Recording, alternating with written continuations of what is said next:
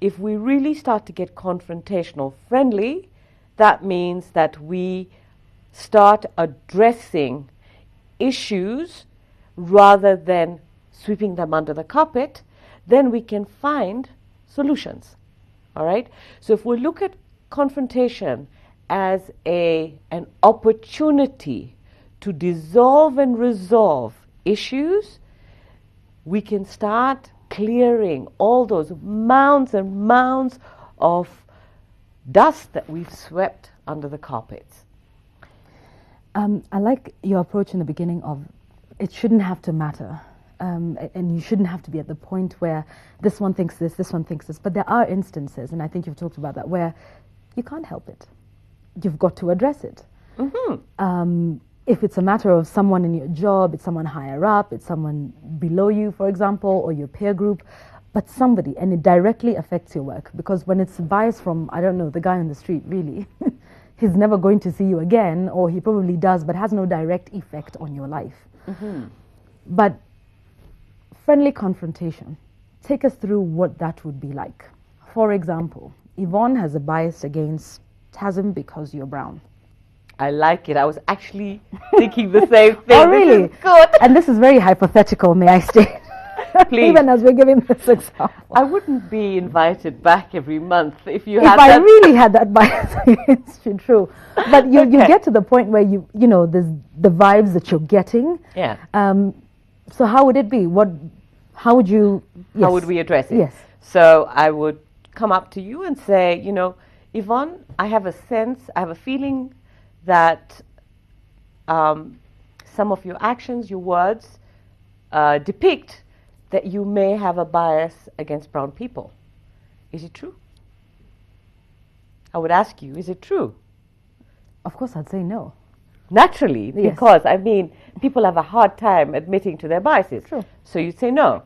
And then I'd say, however, let me give you an example of X, Y, Z, and this is what you did, and this is what you said, and what comes through is you may not even maybe know it, but there is a bias. And what it's doing is it's making me feel X, Y, Z. So it's important to have the examples, because also another thing when you go into confrontation is, I know you're biased against me, and I know you don't like me, and I know because I'm this way or that way. But what you said is, when you say this, when you did this, when you behaved in this way. Yes. So it's important to make sure you've got examples that will help. Facts, so to speak. Facts, literally facts. It's not about validation, because I'm a total anti-validation person. I don't need anyone to validate me, and I don't want to validate anybody. I want to express, and I want the other person to express. And when the other person keeps shutting me down by saying, no, I didn't mean that, no, I didn't say that, no, what I said was meant to be, and if that becomes a song, then that means that that person is not really honest, because what they're saying and then what they're explaining has a big gap. So it's better to say, yes, but when you said this, this is what it means, and this is what it means for me. Now, of course, sometimes things get lost in transmission, but that's how you verify, right? And then if the other person goes on the defensive, that's an immediate, clear sign that the person does not want to admit, come to terms with, etc. And why is it that people want to protect their biases? Why? Because it's their safety zone. It's their comfort zone. As we grow our biases in our mind, what that does is it makes you feel better about yourself by putting other people down. It's the most really lowest way of life. That if you're going to feel better by putting other people down, then you have some serious confidence and self-esteem issues, and you really have issues on how you uphold who you are and where you come from and your community, etc., etc., etc. Because if you are proud and if you hold yourself up for who you are, then you don't have to protect anything. It shouldn't matter what anyone else thinks. Right. As long as you are confident in who you are and, you know, your abilities. Absolutely.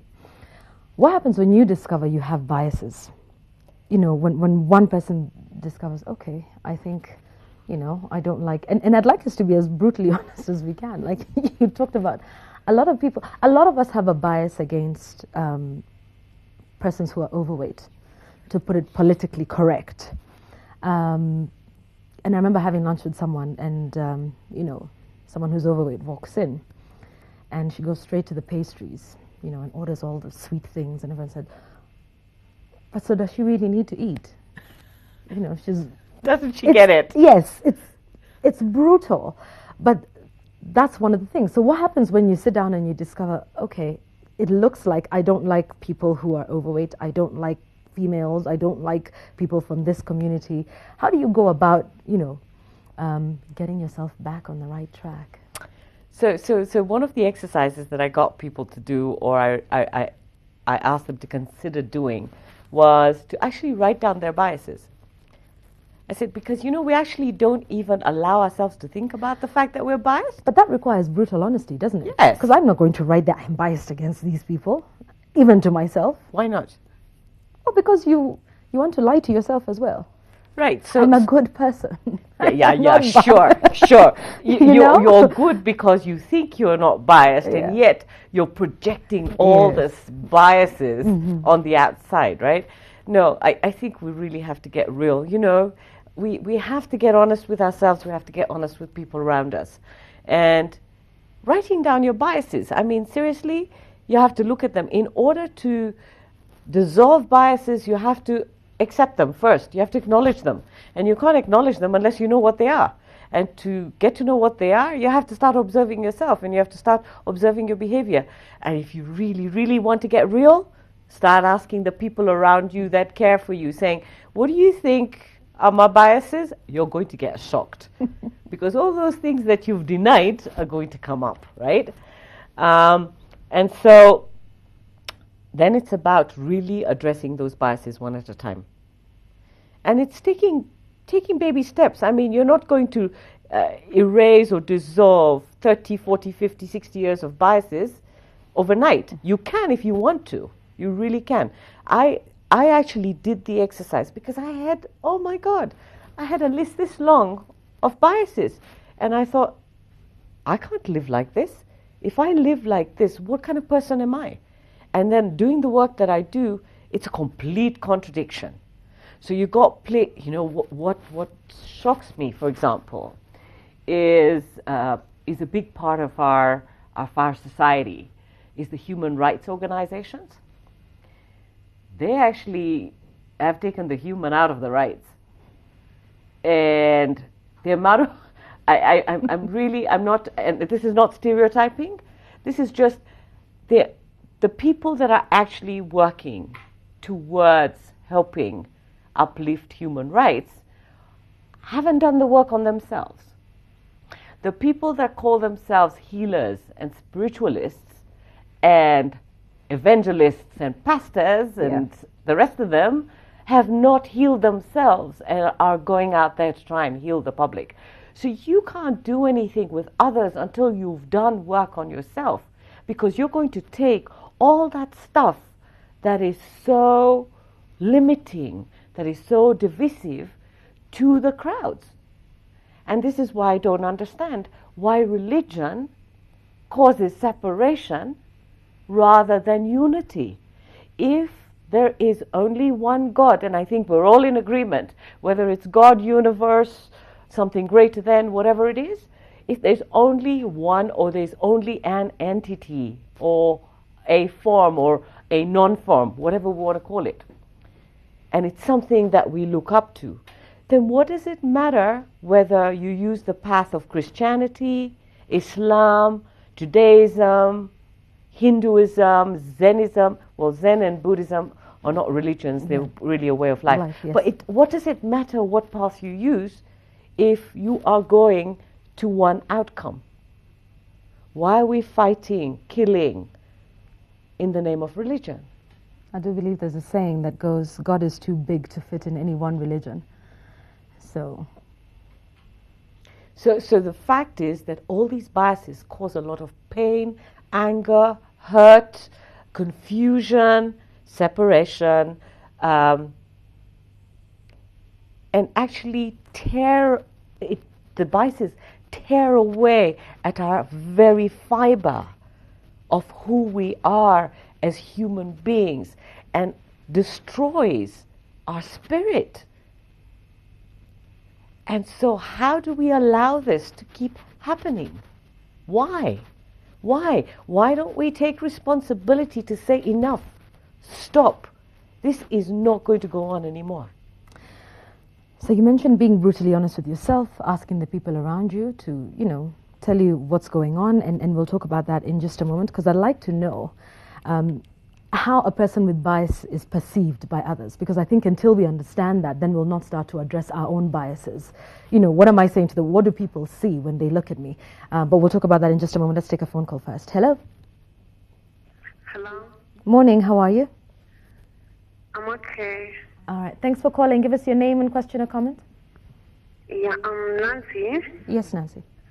Yeah, I want to talk about what they are saying. Mm-hmm. The bias thing. I'm also a victim of bias. Uh-huh. Yeah, I had friends in college, and they really hated me a lot. And when you come to find out what's the problem, Mm-hmm. they'll always give excuses. They don't come out directly like you're fat, like you're black. They don't say that. Okay. But then later on, I came to find out they hated me because, like, I had good clothes, like I could afford what they can't. Then one day, I listened to Tyra when she was talking to Tyra Banks, and then she said that sometimes somebody tells you you are ugly, not because you're ugly, Mm-hmm. but because they feel that emptiness in them. Yeah. The only way to feel okay is to say negative things about you so that when you start crying, they feel okay. Right. So bias is everywhere, but the only way to deal with it, ignore it. Okay. Okay, thanks. All right. Thank you very much for that, Nancy. Let's take another call. Hello? Hello? Yeah. Hello? Hello, NTV.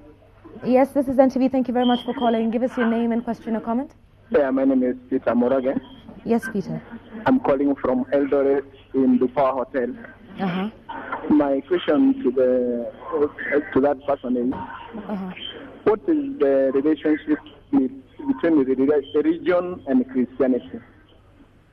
Because, Uh-huh. as I observe, Uh-huh. many people are very drunk with religion Uh-huh. until they have forgotten Christianity. Okay. And if you realize in the Bible, Mm-hmm. Religion is the one that killed Jesus. And those people of religion. So can somebody try to help the citizens know that there is a difference between religion and Christianity? Okay. All right. Thank you, Peter. Thank I you. doubt that you are an expert on Christianity, but I think I get the gist of this question. Let's take another call. Hello? Hello, Hi, how are you? I'm good. Thank you very much for calling us, sir. What is your name? My name is Willie Mutunga. Yes, Willie. Thank you very much for calling. Give us your comment. Yeah, I just wanted to say that there are other biases that are very critical that haven't been mentioned. Uh-huh. The class is one, Yes. clan Mm-hmm. in northern Kenya and even within other communities is a bias. Pastoralists against agriculturists. Mm-hmm. Region. Mm-hmm. In Mombasa, people talk about watu wa bara sometimes. Yes. And xenophobia. I mean, Kenyans think that, we are better than everybody else in the East African community. Right. So these biases are divisional, they are political, and they are very dangerous. Thanks. Indeed. Thank you very much for that. Raising some interesting biases as well. Class. That was interesting. Yes, absolutely. We left that one out. Yes. So, I mean, for the Chief Justice to call in Yes. to remind us about that one, that's a Yes. really good one. Yeah. Class has created a complete